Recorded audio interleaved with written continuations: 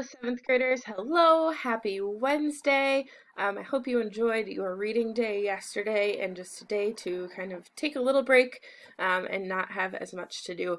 Today we're going to be talking about a new story. It's called The Things They Carried through a read aloud, and we're going to kind of shift our focus a little bit since we're now in Bend 2. Planner reminders, you have a journal prompt as always. You should read a short story today. Pick a short story from the doc posted on Google Classroom with today's lesson that takes place in the same era as the book you're reading.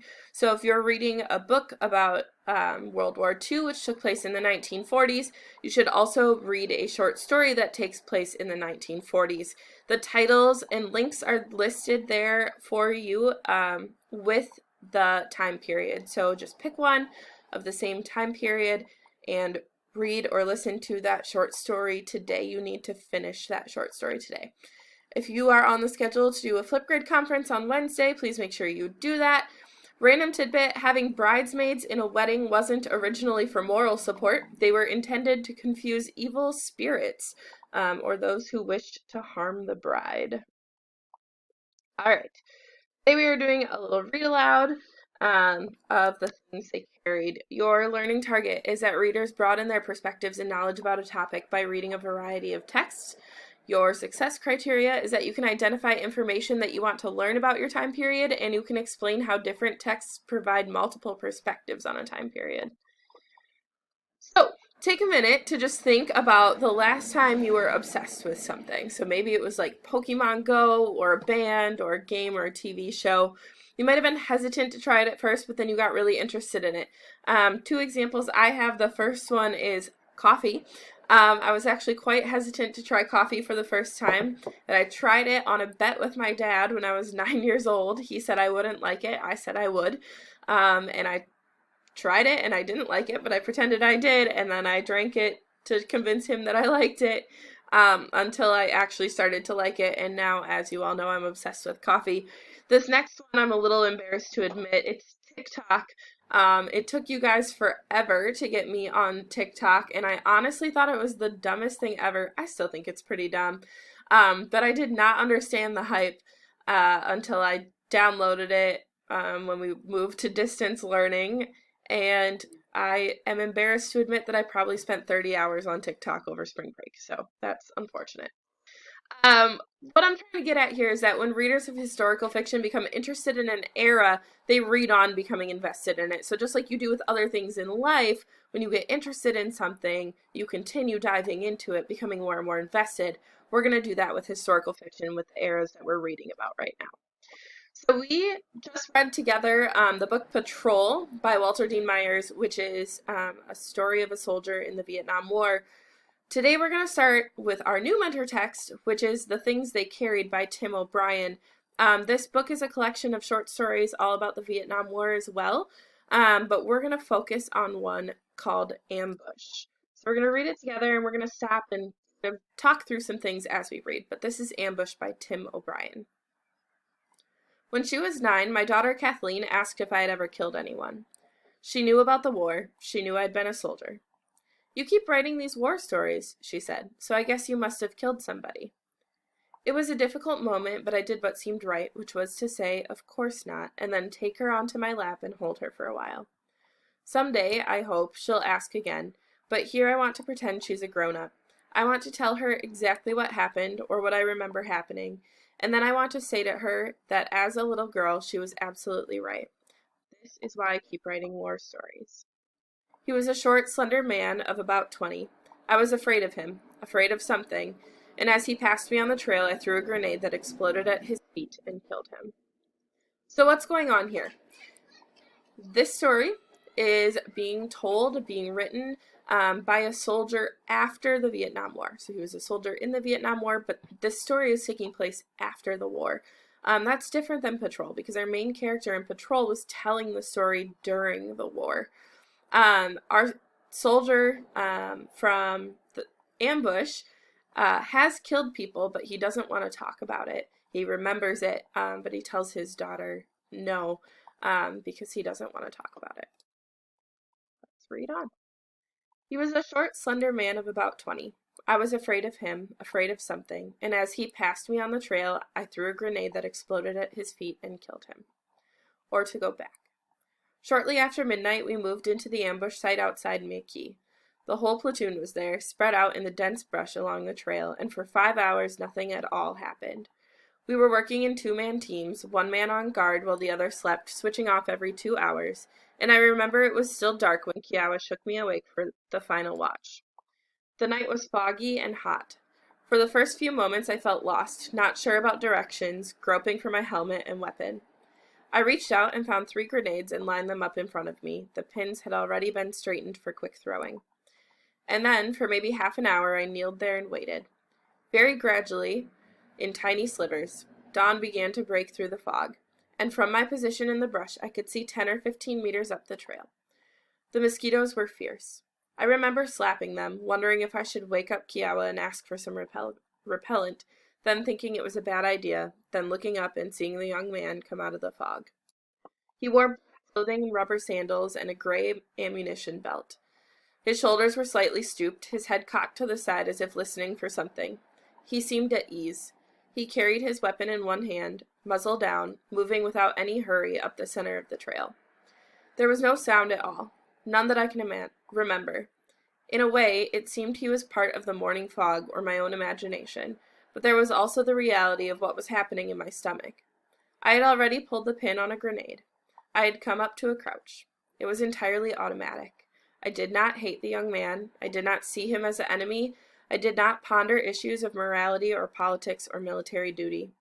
I crouched and kept my head low. I tried to swallow whatever was rising from my stomach, which tasted like lemonade, something fruity and sour. I was terrified. There were no thoughts about killing. The grenade was to make him go away, just evaporate, and I leaned back and felt my mind go empty and then felt it fill up again. I had already thrown the grenade before telling myself to throw it. The brush was thick, and I had to lob it high, not aiming, and I remember the grenade seeming to freeze above me for an instant as if a camera had clicked, and I remember ducking down and holding my breath and seeing little wisps of fog rise from the earth. The grenade bounced once and rolled across the trail. I did not hear it, but there must have been a sound, because the young man dropped his weapon and began to run, just 2 or 3 quick steps. Then he hesitated, swiveling to his right, and he glanced down at the grenade and tried to cover his head, but never did. I wanted to warn him. The grenade made a popping noise. Not soft, but not loud either. Not what I had expected. And the young man seemed to jerk upwards as if pulled by invisible wires. He fell on his back. His rubber sandals had been blown off. He lay at the center of the trail, his right leg bent beneath him, his one eye shut, his other eye a huge star-shaped hole. For me, it was not a matter of live or die. I was in no real peril. Almost certainly the young man would have passed by, and it will always be that way. So we're going to compare and contrast patrol and ambush right now. So we have the views are similar because, so the views meaning the views from the soldiers in both stories. One, the soldiers learned to survive, which was super important because in war you want to survive. They also learned to kill. They had to. And neither of them hate the enemy. You can see in both soldiers, they didn't want to kill the enemy. The soldier in patrol came face to face with an enemy soldier and talked about how he wanted the enemy soldier to raise his weapon first so that he wouldn't have to shoot him or wouldn't have to feel bad about it. But neither of them wanted to raise their weapon. And even this soldier in ambush, he didn't really want to kill the other person. He talked about that. It was like instinct. He was a soldier and it was a war and that was what he had to do. But then the views are also different in some ways. So the soldier in patrol, he doesn't kill his enemy, but the one in ambush does. And then time moves differently in these stories. So like we said before, patrol was taking place during the war, ambush is taking place after the war, but also patrol went in like a linear fashion where it started and ended like just as time would, whereas ambush, we have like a fast forward and then a flashback, and then we go back even more. So we see time moving differently. We're learning overall, though, that war made it hard to think. And we've gotten that from both the soldier in patrol and from the soldier in ambush. Both of them kind of briefly mention how it's hard for them to think about the other people, to think about what's going on. War just kind of numbs you and makes it hard to think. We're going to read on. For me, it was not a matter of live or die. I was in no real peril. Almost certainly the young man would have passed by, and it will always be that way. Later, I remember Kiawa tried to tell me that the man would have died anyway. He told me that it was a good kill, that I was a soldier and that this was war, that I should shape up and stop staring and ask myself what the dead man would have done if things were reversed. None of it mattered. The words seemed far too complicated. All I could do was gape at the fact of the young man's body. Even now, I haven't finished sorting it out. Sometimes I forgive myself, other times I don't. In the ordinary hours of life, I try not to dwell on it, but now and then, when I'm reading a newspaper or just sitting alone in a room, I'll look up and see the young man step out of the morning fog. I'll watch him walk toward me, his shoulders slightly stooped, his head cocked to the side, and he'll pass within a few yards of me and suddenly smile at some secret thought, and then continue up the trail and back into the fog. So what we're learning from this is that our soldier can't forgive himself. And some questions that might come up is, should he? One, the man was his enemy, and it was his job as a soldier to kill him.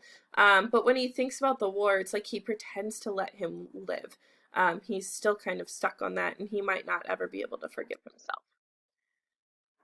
What I want you to notice here is that reading different stories within the same era or time period really helps give us a better understanding of what happened.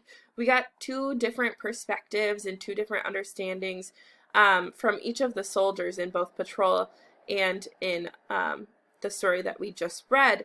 And so reading these different stories has helped shape our understanding better. Since we weren't actually there, we get the information from our stories, and that helps to shape it. Okay. Your journal prompt for today is this. You need to read a short story that is posted in the Google Doc, like I said, that matches the era. So if you are reading Fever 1793, you need to pick the short story that takes place in the 1700s or 1800s because you want to read something that's of the same era. You're going to become an expert on that era. So if you are reading Fever 1793, you should not be reading the short story about the 1920s because those are two totally different eras and time periods. If you have questions about that, shoot me an email. But read your short story, and then when you're done with that, just journal a few sentences about how does it offer a different window into the time. So obviously your characters' perspectives are going to be different, the situations are going to be slightly different, and I want you to journal about how reading this short story gives you a different understanding of the time period than your audiobook. If you have any questions, feel free to shoot me an email. As always, I have my phone and my computer on me all day. And I also have my office hours from 11 to 11:30. So if you have any questions, just let me know. 7th graders, I'm super proud of all the work you're doing. You're just rocking it. Keep it up. Super proud to be your teacher. Have a fabulous Wednesday, and we'll see you tomorrow.